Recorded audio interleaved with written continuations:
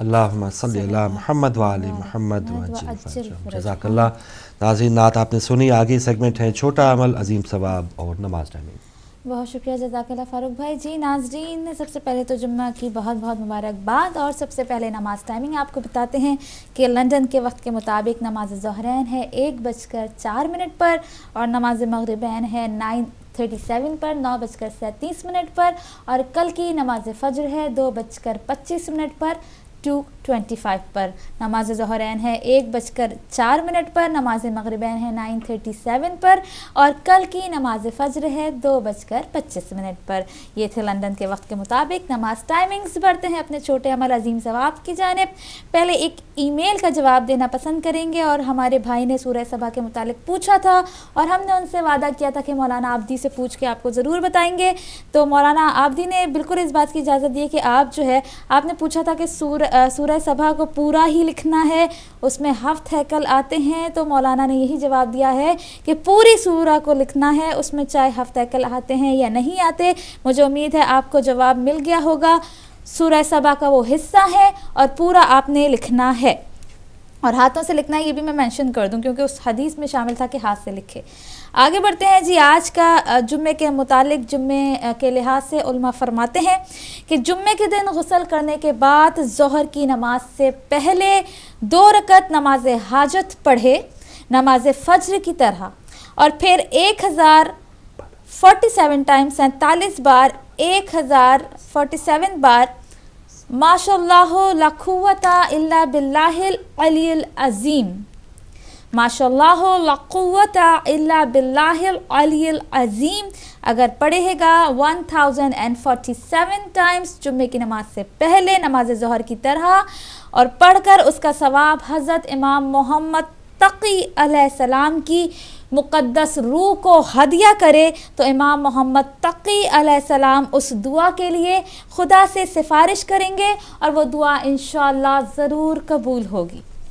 علماء فرماتے ہیں کہ جمعے کے دن غسل کرنے کے بعد ظہر کی نماز سے پہلے 2 رکعت نماز حاجت پڑھے کہ جس طرح سے فجر پڑھی جاتی ہے، اور پھر 1047 ٹائمز یعنی کہ 10 تسبیحاں اور اس کے ساتھ پلس 47 ٹائمز آپ ماشاء اللہ لا قوت الا باللہ العلی العظیم آپ پڑھیں گے، تو اس کو پڑھ کر اس کا ثواب حضرت امام محمد تقی علیہ السلام کی مقدس روح کو ہدیہ کریں، تو امام محمد تقی اس دعا کے لیے خدا سے سفارش کریں گے، اور وہ دعا انشاءاللہ قبول ہوگی۔ ایک بار پھر میں ریپیٹ کر لوں تاکہ آپ نوٹ کر لیں، اور نوٹ نہ کر سکیں تو ہم حاضر ہیں آپ کی خدمت کے لیے، ای میل پہ آپ کو ضرور کر دیں گے۔ علماء فرماتے ہیں کہ جمعے کے دن غسل کرنے کے بعد ظہر کی نماز سے پہلے 2 رکعت نماز حاجت پڑھیں نماز فجر کی طرح، اور پھر 1047 ٹائمز آپ نے ماشاء اللہ لا قوت الا باللہ العلی العظیم پڑھ کر اس کا ثواب حضرت امام محمد تقی علیہ السلام کی مقدس روح کو ہدیہ کریں، تو امام محمد تقی اس دعا کے لیے خدا سے سفارش کریں گے، اور وہ دعا انشاءاللہ ضرور قبول ہوگی۔ مجھے امید ہے کہ آپ نے یہ نوٹ کر لیا ہوگا۔ آگے بڑھتے ہیں اگلی جانب، اور اگلا آپ کو بتاتے چلیں۔ ریپیٹ کرنے کی بھی ریکویسٹ ہے، کچھ چیزوں کو تو میں ضرور ریپیٹ کروں گی، اور اس کے بعد جو ہے کاروبار میں اکثر نقصان ہو جاتا ہے، کوئی بھی کام کرنے چاہتے ہیں اس کے لیے نقصان ہو جاتا ہے۔ اس کی ایک بہت ہی خوبصورت حدیث آپ کے ساتھ شیئر کریں گے کہ امام جعفر صادق علیہ السلام ارشاد فرماتے ہیں کہ اگر کوئی معاملہ کرتے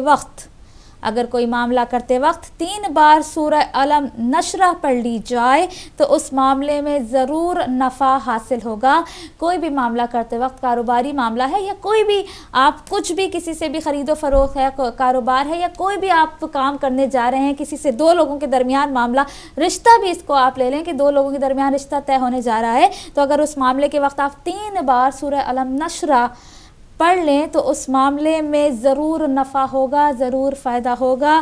3 بار سورہ علم نشرہ امام جعفر صادق علیہ السلام کی حدیث کے مطابق، مجھے امید ہے کہ آپ نے نوٹ کر لیا ہوگا۔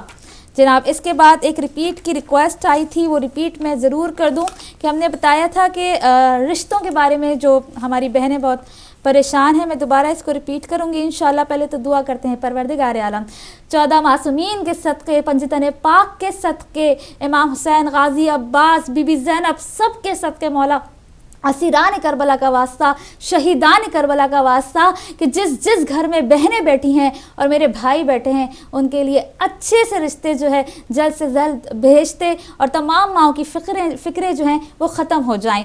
और हमने बताया था कि नबी करीम सल्लल्लाहु अलैहि वसल्लम इरशाद फरमाते हैं कि जो शख्स सूरह अहज़ाब सूरा नंबर 33 है कुरान पाक की, उसको लिखकर तंग मुंह वाली बोतल में लिखेगा। प्लीज़ फिर कहूँ कि लिखिएगा, कोशिश कीजिएगा कि आप हाथ से लिखें। आप नहीं लिख सकते तो किसी से लिखवाएं, और बहुत कोई हालत मजबूरी हो, कोई भी अवेलेबल नहीं है, आपको सब मना कर रहे हैं लिखने से, उसके बाद कहीं जाके जो थर्ड और लास्ट और लीस्ट ऑप्शन होगा वो होगा आप प्रिंट आउट निकालें। लेकिन बेहतर यही है, सजेशन यही है कि आप उसको अपने हाथों से लिखें। लिखकर तंग मुंह वाली बोतल में रखकर घर में रखें तो अल्लाह के हुक्म से उसकी बहनों, बेटियों और दूसरे रिश्तेदारों की ख्वास्तगारी के लिए अच्छे रिश्ते आएंगे, ख्वाह ये इंसान गरीब ही क्यों ना हो। रिपीट की रिक्वेस्ट आई थी, उम्मीद है आपने नोट कर लिया होगा। सूरह अहज़ाब हमने कहा था कुरान पाक की सूरा नंबर 33। जनाब आगे बढ़ते हैं और जल्दी से नादे अली भी देंगे और इसमें आज़म भी देंगे। पहले आपको देते हैं आज का इसमें आज़म, और आज का इसमें आज़म है या अहदो। आज का इसमें आज़म है या अहदो। जो शख्स इस नाम को 90 मरतबा पढ़कर किसी काम के लिए या किसी शख्स की मुलाकात को जाए, नहायत इज़्ज़त की निगाह से देखा जाएगा और वो काम भी नहायत सहूलत से बन जाएगा इंशाअल्लाह। या अहदो आज का इसमें आज़म है या अहदो। अगर कोई भी शख्स 90 टाइम्स पढ़कर किसी भी काम के लिए जाए, जॉब के लिए जाए, रिश्ते के लिए जाए, XYZ, कोई घर ख़रीदना है, कोई घर बेचना है, बेशुमार आपके काम होते हैं, कोई भी आपका काम हो, अगर आप वहाँ जाने से पहले 90 मरतबा या अहदो पढ़ लेंगे तो इंशाअल्लाह उस शख्स को जो है उसकी मुलाकात को नहायत इज़्ज़त की निगाह से देखा जाएगा और वो काम भी नहायत सहूलत से बन जाएगा। उम्मीद है नोट कर लिया होगा या अहदो। और फिर बड़े अफसोस के साथ, माज़रत के साथ ये बताना पड़ता है कि जब कोई माँ फ़ोन करके कहती है जनाब बेटा छोड़ के चला गया है, इख्तलाफात हो गए हैं, बेटा शक्ल भी नहीं देखता है, पलट के पूछता भी नहीं है, बहनों को नहीं पूछता, मतलब बड़ा अफसोस होता है। दिल मेरा मेरे पास अल्फाज नहीं है, मैं क्या बयान करूँ, क्या अल्फाज इस्तेमाल करूँ, कुछ समझ में नहीं आता। बहरहाल रिक्वेस्ट की थी हमारी सिस्टर ने तो बताना है, और नादे अली की ही इन्होंने रिक्वेस्ट की थी कि कुछ ऐसा बताएं कि जो इख्तलाफात हैं बहू बेटे से वो दूर हो जाएं, वो हमारे घर के करीब आ जाएं, हमारे पास वापस आ जाएं, मोहब्बतें दोबारा हो जाएं। तो इख्तलाफात के लिए रिश्तेदारों में भी अगर आपके इख्तलाफात हैं या दोस्तों में जिनसे आप बहुत मोहब्बत करते हैं आपके इख्तलाफात हो गए हैं, बहन भाई से नहीं मिलता, भाई बहन से नहीं मिलती, जो भी ख़ानदानी इख्तलाफात है अगर आपको उनको दूर करना है तो मौला मुश्किल कुशा नादे अली कब और कितनी बार पढ़नी है वो हम आपको बताते हैं कि लोगों में इख्तलाफात और दुश्मनी के ख़ात्मे के लिए 20 दिन 20 डेज़ तक हर रोज़ 30 मरतबा 20 डेज़ तक हर रोज़ 30 टाइम्स नादे अली पढ़ने से इख्तलाफात ख़त्म हो जाएंगे और जो है अदावत ख़त्म हो जाएगी और मोहब्बत बढ़ जाएगी।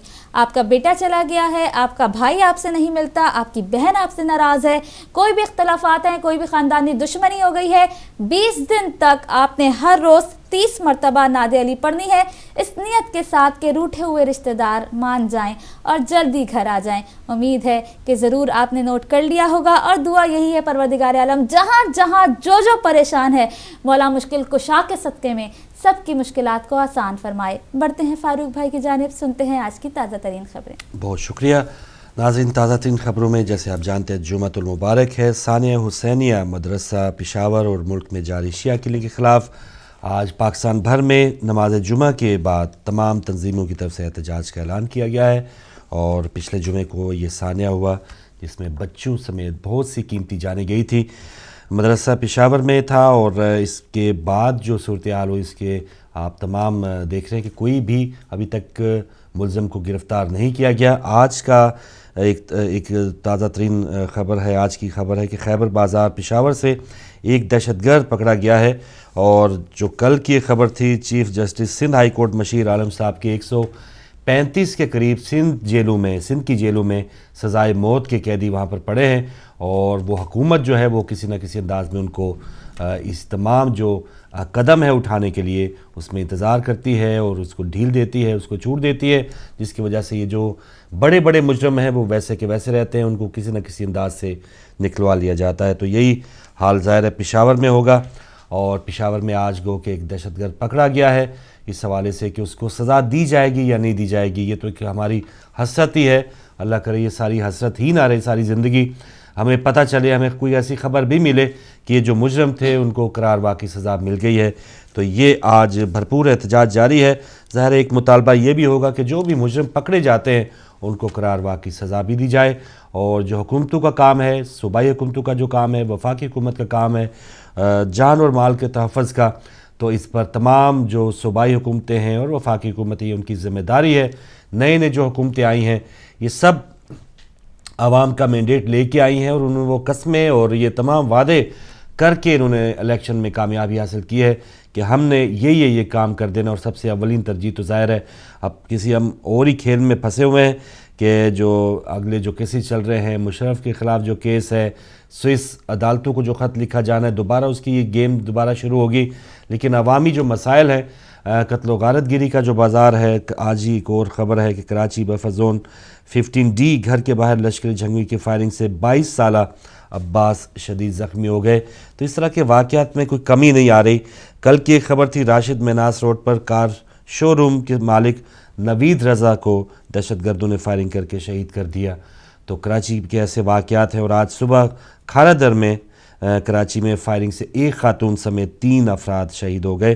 تو کراچی سے لے کے پشاور تک یہ صورتحال ایک جیسی ہے، لیکن ہمارے جو لیڈرز ہیں اپنے وہ کچھ اس طرح کے کاموں میں لگے ہیں کہ کس طرح سے ایک دوسرے کو زیر کیا جائے۔ ابھی تک تو شاید ہم نے ایک امید تھی کہ ہمارے بڑے جو سیاستدان ہیں انہوں نے کچھ اپنے ماضی سے سبق سیکھا ہوگا کہ کیوں عوام کو کوئی پریشانی نہیں ہوتی جب ان کے، ہم کہتے ہیں نا کہ بہت برا ہوا، آمریت آ گئی، اسمبلیاں ٹوٹ گئیں، بالکل حقیقی طور پہ بہت برا ہوتا ہے کہ ایک عوام کو جو ایک مثبت ایک ہونی چاہیے معاشرے میں، جمہوریت کا ایک پھیلاؤ یا اس کی جو پنپنے کی ایک صلاحیت ہے، اس کو ٹائم ملنا چاہیے، لیکن بہت جلد اسمبلیاں ٹوٹی ہیں، وہ تو ایک طرف پہلو ہے، لیکن دوسری طرف پہلو یہ ایک حقیقت یہ بھی ہے کہ جب بھی اسمبلیاں ٹوٹی ہیں، جب بھی آمریت آئی ہے، فوجی آئے ہیں، تو کسی نے بھی کوئی اتنا بڑا احتجاج نہیں کیا کہ ہمیں اتنے عظیم رہنماؤں سے، اتنے عظیم سیاستدانوں سے جو ہماری خدمت کر رہے تھے، ہم ان سے محروم ہو گئے۔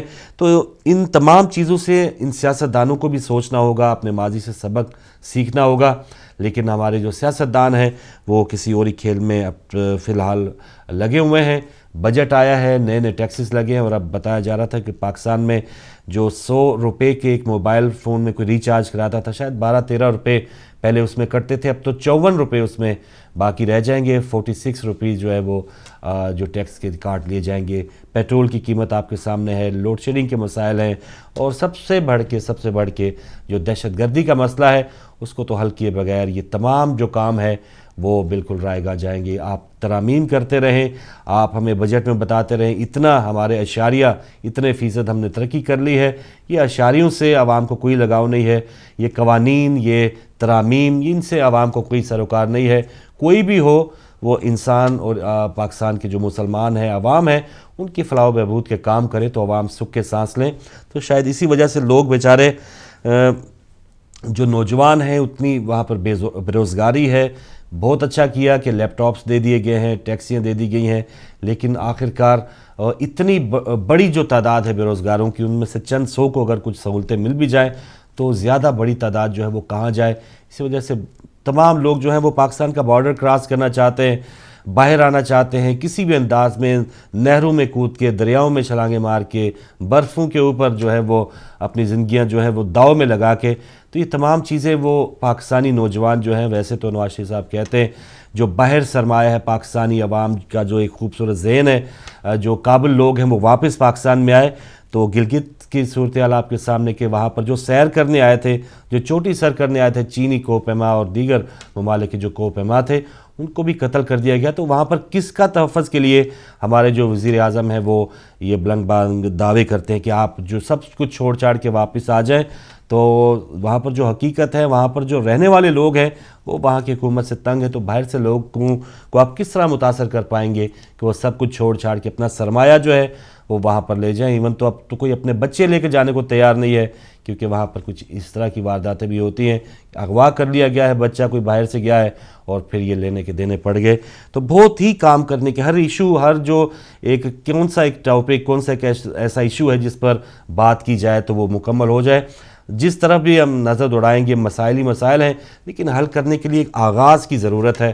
آغاز ہو جائے، عوام مطمئن ہو جائیں، تاکہ انہیں پتہ ہو کہ جو بھی لوگ آئے ہیں انہوں نے آغاز کر دیا، چلے 2-4 سال میں یہ معاملات ٹھیک ہوں گے. لیکن اب تو یہی کہا جاتا ہے جو پچھلی حکومت تھی اس نے یہ ستیہ ناش کیا، یہ ہمیں ورثے میں ملا ہے، یہ ہم مجبور ہیں، اتنا قرضہ ہم پہ آ گیا ہے، یہ کریں گے.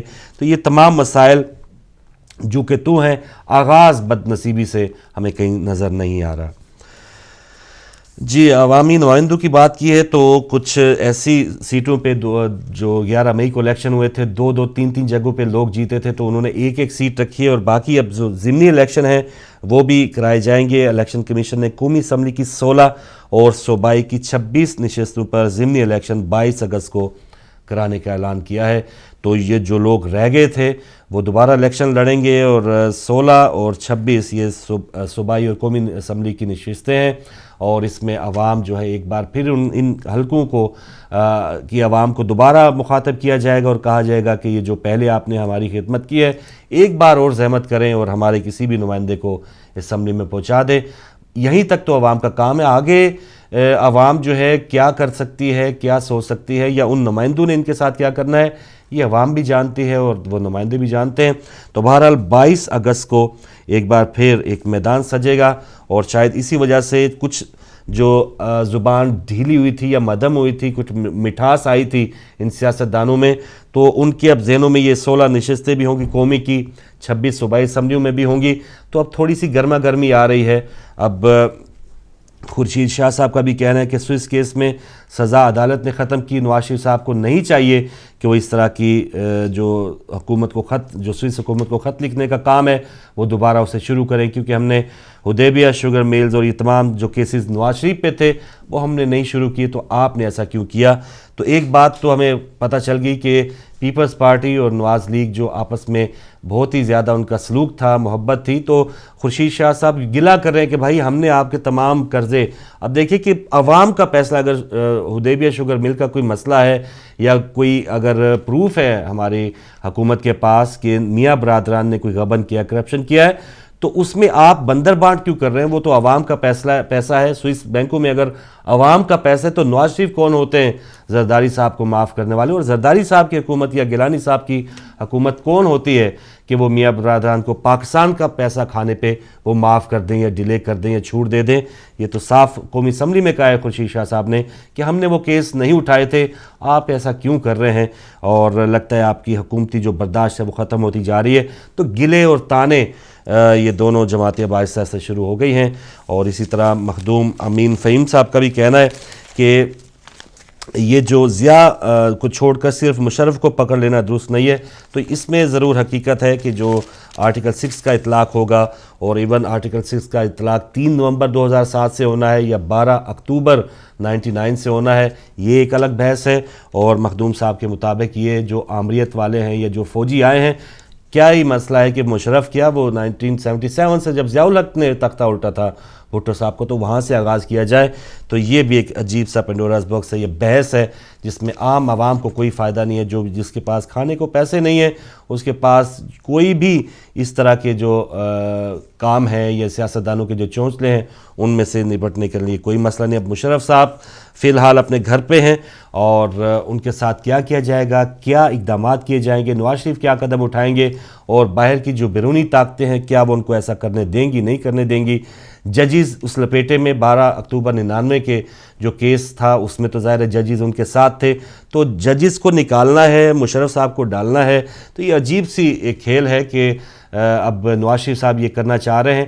اور نواز شریف صاحب اس سے پہلے بھی جہانگیر کرامت ہو گئے، سجاد علی شاہ ہو گئے، چودھری برادران ہو گئے اس دور میں، تو یہ تمام چیزیں پہلے بھی ہوتی آئی ہیں. سپریم کورٹ پہ حملہ ہو گیا، تمام تاریخ ہمیں تو یاد ہے، پتہ نہیں انہیں یاد ہے یا نہیں یاد، یا کیا انہوں نے غلطیاں کی تھی، کیا وجہ تھی کہ وہ جب ان کو نکال دیا گیا اس ملک سے کوئی چڑیا نے بھی پر نہیں مارا، سب نے سکون کا سانس لیا.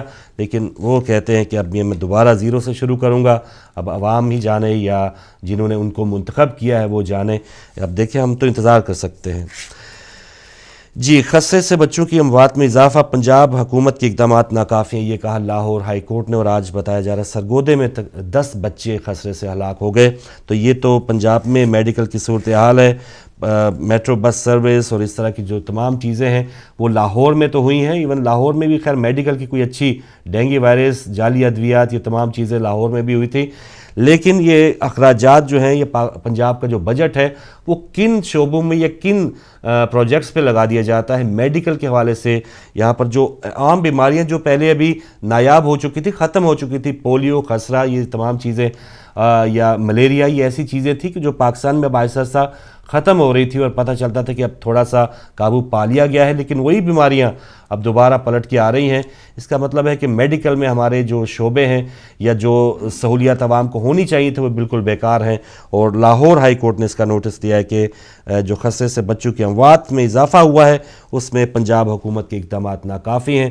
تو اب میاں شہباز شریف صاحب کا یہ کام ہے کہ وہ کیا اقدامات کرتے ہیں کہ یہ جو معصوم بچے ہیں وہ جو کلیاں مرجھا رہی ہیں ان کی بہتری کے لیے، ان کے تمام علاج معالجے کے لیے وہ کیا کریں گے. عمران خان کا ایک بیان، کل انہوں نے کہا کہ بہت جلد خیبر پختونخوا دوسرے صوبوں کو بھی بجلی دے گا. پرویز خٹک سمیت سب منتخب ممبرز کو کہہ دیا ہے کہ 1 روپیہ بھی اگر ضائع کیا گیا تو ذمہ داری ان کی ہوگی. وزیر اعلیٰ نے جو ناجائز ہیلی کاپٹر کا استعمال کیا تھا اس کا کرایہ انہوں نے صوبائی خزانے میں جمع کرا دیا ہے. تو عمران خان ایک مثال قائم کہنا چاہ رہے ہیں کہ وہ مثال قائم کریں گے خیبر پختونخوا کی کہ وہ بالکل الگ تھلگ نظر آئے گا. وہاں پر جو بلدیاتی نظام ہے وہ بھی شفاف ہوگا، وہاں پہ جو الیکشن ہوں گے وہ شفاف ہوں گے. احتساب کا جو عمل ہے وزراء کی یا جو بھی وزیر اعلیٰ کے خلاف کوئی شکایت ہوگی اس کے لیے الگ کمیٹی ہوگی. تو ایک خواب ضرور دکھائے، وہ ابھی اسی کو کنٹینیو رکھے ہوئے عمران خان صاحب، اور کہہ رہے ہیں کہ کچھ ہی سالوں کے بعد خیبر پختونخوا میں تو لوڈ شیڈنگ ہوگی نہیں، خیبر پختونخوا دیگر صوبوں کو بھی وہ بجلی دینے میں کامیاب ہو جائے گا. تو اب ان کے پاس کون سا الادین کا چراغ ہے یا کیا وہ حکمت عملی اپنائیں گے، اس میں بھی عمران خان جو ہے وہ بیان دیے جا رہے ہیں. اور کچھ چیزیں انہوں نے عملی طور پہ دکھائی بھی ہیں. تو اس پر بھی ہم انتظار کر سکتے ہیں کہ ان کا جو ایک خواب ہے کہ وہ الگ تھلگ ایک پاکستان کو نظر آئے گا صوبہ، تو اس میں خیبر پختونخوا کے لوگ جو ہیں، لیکن وہاں پہ جو ان کے خود اپنے 2 MP ابھی تک شہید ہو چکے ہیں. مساجد پشاور میں مدرسے میں حملہ ہوا، تو دہشت گردی سے جب تک انہوں نے نبٹنا، اور وہ کہتے بھی رہے ہیں کہ فاٹا جا کے یا وہ مذاکرات کریں گے، تو سب کچھ ان کے پاس فری ہینڈ ہے، وہ کچھ بھی کریں، لیکن عوام کی جو زندگی ہے اس کو بچانے کا کام پہلے کریں. یہ تمام جو کام ہے سادگی، یہ بہت اچھی بات ہے، لیکن یہ سادگیاں، یہ تمام بچتیں ادھر کی ادھر ہی رہ جائیں گی جب ایک ماں کا بیٹا جو ہے وہ اس کا جنازہ اٹھے گا. تو یہ عمران خان کو بھی سوچنا ہوگا. انٹرنیشنل خبر میں ایران کے سپریم لیڈر آیت اللہ علی خامنائی نے کہا ہے کہ صدارتی الیکشن میں ایرانی عوام نے بین الاقوامی سازش ناکام بنا دی ہے. اور شام کے شہر دمشق میں ایک چرچ کو دھماکے سے اڑانے کی کوشش کی گئی جس میں 4 افراد ہلاک ہو گئے. تو یہ شام میں جو صورتحال ہے، نہ صرف وہاں پر جو دہشت گرد ہیں مسلمانوں کی زیارات، بلکہ عیسائی جو چرچ ہے وہ بھی ان کے نشانے پہ ہیں. معاف کیجیے گا. اور کچھ یہاں کی اخبار میں خبریں ہیں. مشرف کے خلاف تحقیقات کے لیے FIA کی 4 رکنی کمیٹی قائم کی گئی ہے. اور یہاں کی ایک لوگوں کے لیے ایک اہم خبر ہے کہ انگریزی زبان نہ سیکھنے والوں کے بینیفٹس میں کٹوتیوں کا فیصلہ ہوگا. اور بے روزگاری الاؤنس حاصل کرنے والے 1 لاکھ افراد کو انگریزی نہیں آتی، انہیں انگریزی پڑھنے کے لیے کلاسیں لینا ہوں گی، جو یہاں کے ایک چانسلر نے کہا ہے. تو یہ UK میں جو لوگ رہتے ہیں اور انگریزی نہیں جانتے، بہت عرصے سے بے روزگاری الاؤنس لے رہے ہیں، تو ان کا یہ کہنا ہے کہ بغیر انگریزی جانے اور یہ اب گزارا ایسے نہیں ہوگا. آپ اس ملک میں رہتے ہیں، انگریزی کو جاننے کے لیے آپ نے کلاسیں اٹینڈ کرنی ہے تاکہ آپ کو کسی نہ کسی انداز میں کوئی نوکری مل پائے. یہ نہیں ہوگا کہ آپ انگریزی بھی نہیں جان رہے، 20 40 سال آپ کو ہو گئے یہاں پہ رہتے ہوئے، اور آپ یہاں کا جو ٹیکس کا جو پیسہ ہے وہ آرام سے آپ کھا رہے ہیں. تو اس پر یہاں کی حکومت اور خاص طور پر اس حکومت نے کافی تبدیلی کی ہے، اور اس طرح کی چینج کا یہ ایک کور قدم ہے.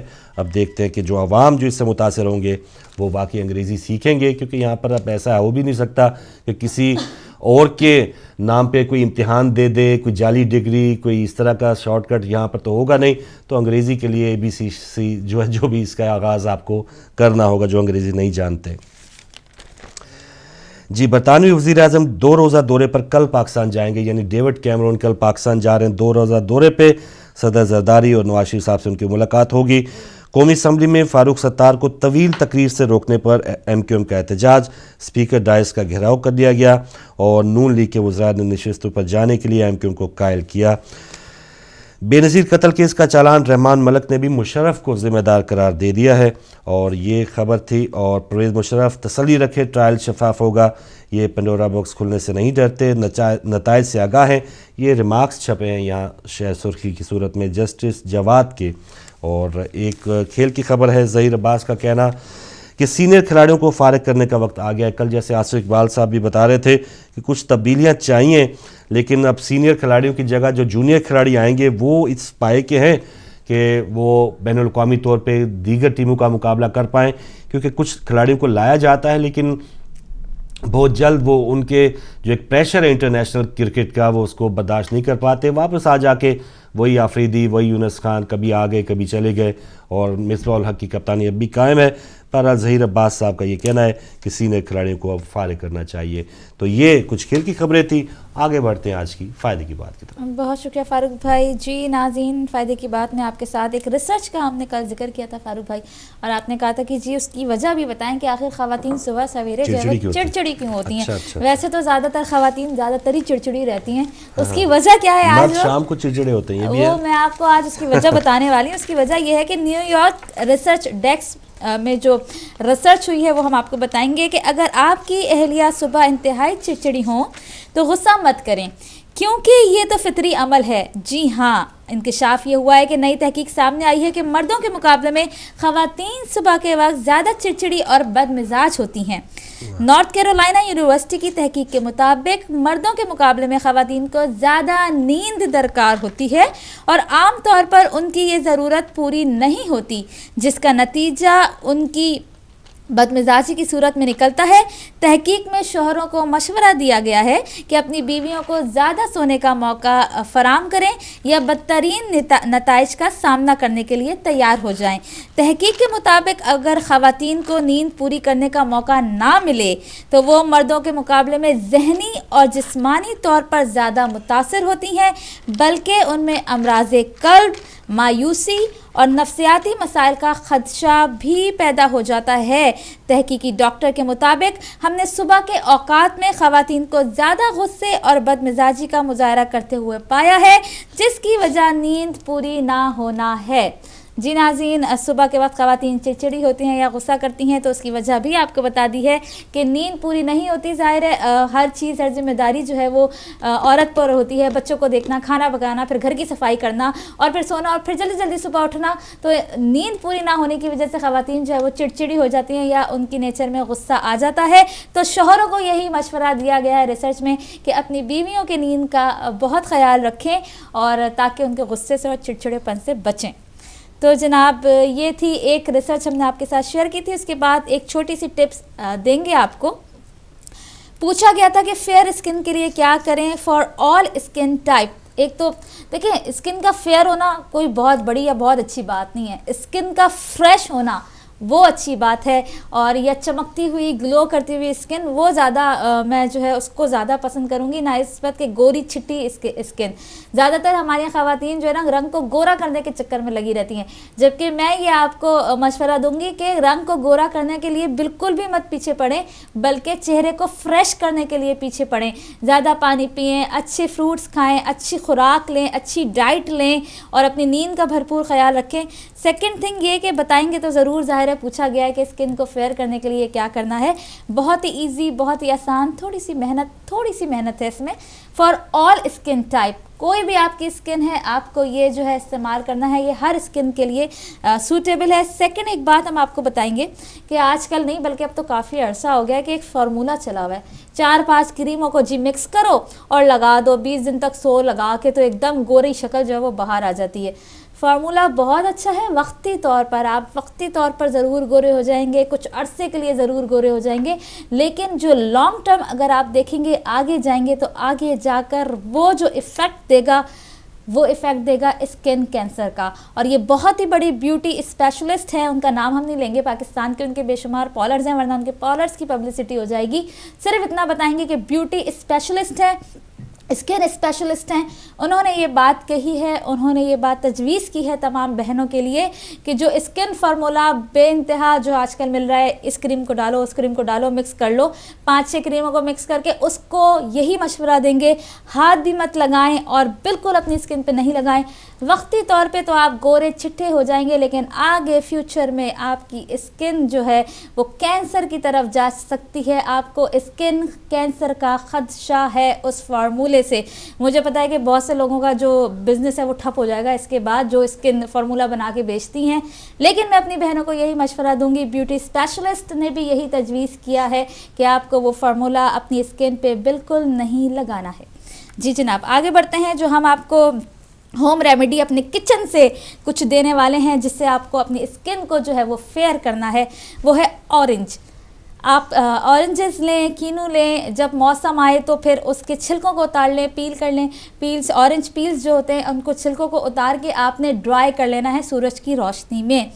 جتنے چھلکے اتار سکتے ہیں آپ جمع کر لیں اور ان کو سورج میں ڈرائی کر لیں. بالکل ڈرائی ہو جاتے ہیں وہ سخت کی طرح سے، کچھ سخت ہوتے ہیں تھوڑے نرم بھی رہتے ہیں. جب وہ بالکل ڈرائی ہو جائیں پھر آپ اس کو گرینڈر میں گرینڈ کریں گے تو وہ پاؤڈر کی شکل میں آ جائے گا. جیسے گرم مسالہ ہم گرینڈ کرتے ہیں، کالی مرچیں پیستے ہیں یا گرم مسالہ پیستے ہیں، آپ کو اورنج کے، کینو کے چھلکوں کو جو ہے اس طرح سے، موسمبی ہو یا کینو ہو، کوئی بھی ہو، کینو موسم ابھی آنے والا ہے، آپ اس کو جلدی سے چھلکوں کو اتار کے جمع کر لیں اور جب اچھے سے جمع ہو جائے تو ان کو سورج کی روشنی میں ڈرائی کر کے گرائنڈ کر لیں اور پاؤڈر کی شکل میں لے آئیں. یہ بہت ایزی ہے. اب جب آپ نے اورنج کا پاؤڈر، اورنج کے چھلکوں کا پاؤڈر تیار کر لیا ہے تو اس پاؤڈر کو آپ نے کیا کرنا ہے، نیچرل یوگرٹ یعنی کہ جو دہی ہوتا ہے تازہ، کوئی فلیورڈ نہیں ہونا چاہیے. جو نارمل دہی ہوتا ہے، ہم رائتا بناتے ہیں، چٹنی بناتے ہیں، وہ دہی آپ نے کچن میں سے، فریج میں سے نکالنا ہے.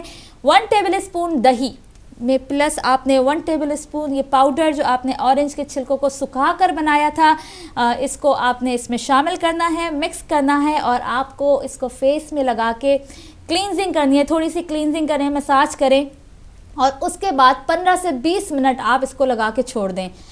اورنج کے چھلکوں کا پاؤڈر پلس دہی، یہ 2 چیزیں ہیں، آپ اس کو لگا کے 15 سے 20 منٹ کے لیے چھوڑ دیں اور اس کے بعد آپ فیس واش کر لیں.